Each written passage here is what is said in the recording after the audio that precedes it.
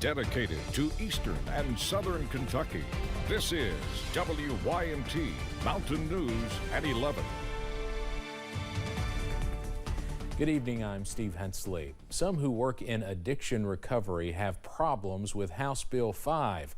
The controversial crime bill known as the Safer Kentucky Act awaits action by the Senate Judiciary Committee after passing out of the House last month.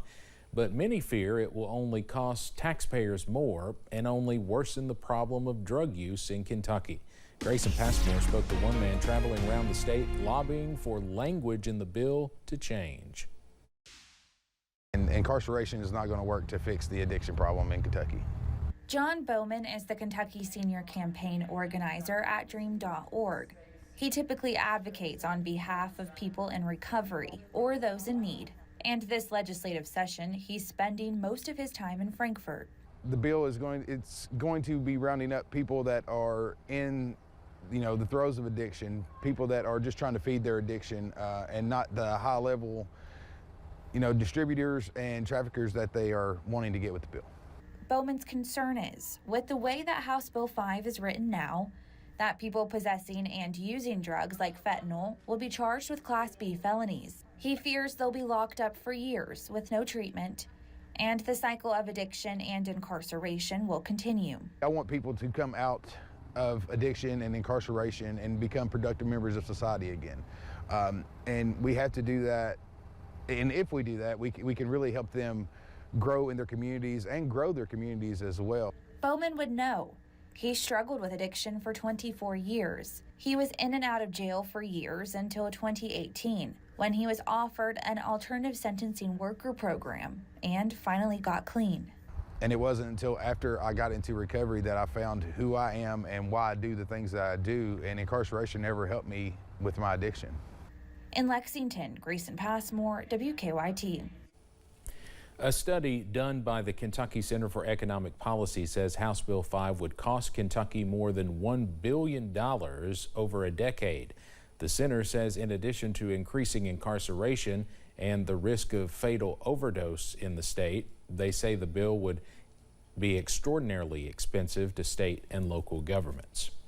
A former captain with the Somerset Police Department was sentenced to 5 years in prison. The Lexington Herald-Leader reports Michael Carell pleaded guilty to 20 felony and 2 misdemeanor charges. Carell stole drugs from the department's evidence room even after he retired in 2022. He was taken into custody after being sentenced yesterday. One person is dead following a house fire in Knox County. State police say it happened overnight in the Flatlick community. A deputy coroner pronounced Layman Collett dead at the scene. No foul play is suspected, and it's not known what started the fire. Earlier this week, a cell phone caught fire while charging at a home in Perry County, and Hazard Police Chief Robert Keith responded, saying the quick response and the person using a fire extinguisher to get the fire out before it got any bigger prevented a much larger issue. Keith says this is rare but not uncommon, adding that it's important to think about safety while charging your phone. Types of chargers. If you're using a charger that wasn't manufactured for that specific phone, your cheap over-the-counter stuff, it can cause it to damage the battery and it have a reaction and cause a fire or cause the battery to swell. According to a Pew Research study, roughly 65% of Americans say they have in the past or currently sleep with their phone. Keith says keeping the phone out of your bed and on a flat surface is best. A truck crash in Louisville led to a dramatic rescue on the Clark Memorial Bridge. A tractor trailer with the driver inside was left dangling over the Ohio River after it smashed through a guardrail. A rescue crew set up a rope system as one firefighter rappelled down to the stranded driver, hooked her up to a safety harness, and the crew lifted them both to safety. Today marks 3 years since a devastating flood in parts of Kentucky. Rounds of heavy rain led to significant flooding on March 1st, 2021 across parts of central and eastern Kentucky. River levels on sections of the Kentucky River were some of the highest ever recorded. Communities like Beattyville, Boonville, Jackson, Salyersville, and Paintsville all saw significant river flooding. Water rescues, rock slides, and power outages were reported. Some of the same areas would be hit again in July 2022. A flood survivor from 2022 now has a new home in Breathitt County, courtesy of a partnership benefiting the area. The home was dedicated and donated to Donna Jewell from an organization called Freedom Tiny Homes. They have been in communication with Rusall Fire Chief Greg Wilson. Wilson says this is the second tiny home donated, and they plan to continue helping.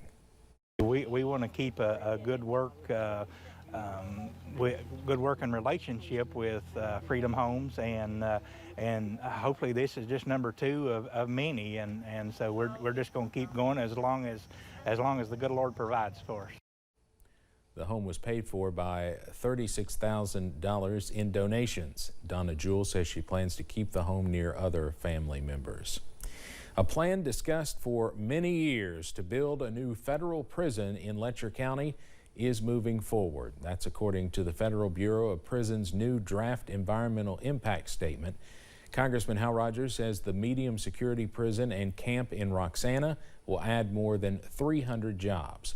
The next step in the process is another public comment period.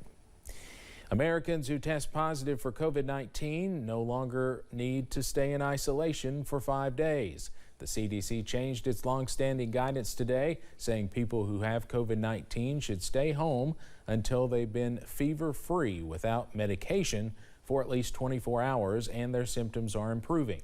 Agency experts say it's then fine to resume regular activities, but they recommend taking additional precautions for the next 5 days, like improving ventilation, masking, and limiting close contact with others.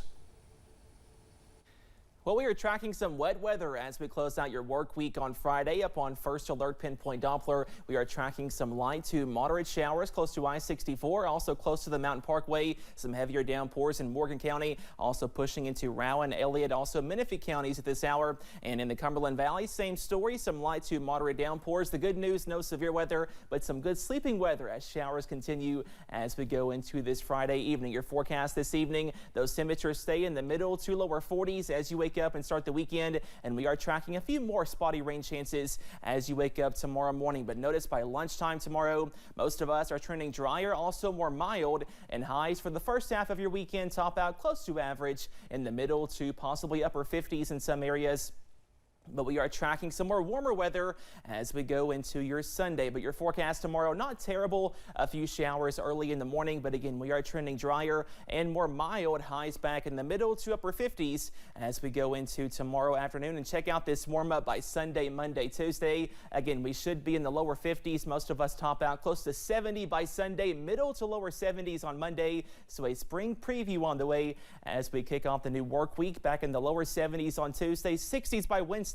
Also watching out for rain chances to increase as we go into the middle of next week. But until then, some nice weather by Sunday, also on your Monday. Here is a look at your Community Trust Bank 7-day forecast, where the weekend is always in view. A few spotty rain chances early tomorrow morning, but again, most are trending drier and more mild. Temperatures top out in the upper 50s to lower 60s, lower 70s on Sunday, back in the middle 70s by Monday. A small chance of a passing shower by Monday, but higher rain chances are set to return by Tuesday, Wednesday, as more off and on showers are likely. Lower 70s on Tuesday, lower 60s by Wednesday. We top out in the upper 50s to lower 60s by Thursday and Friday, as a few more off and on showers are likely, and those lows are mild in the upper 40s to lower 50s. Steve? All right, Cameron, thank you. And thank you for joining us tonight. The ARH Sports Overtime is up next. Have a great weekend.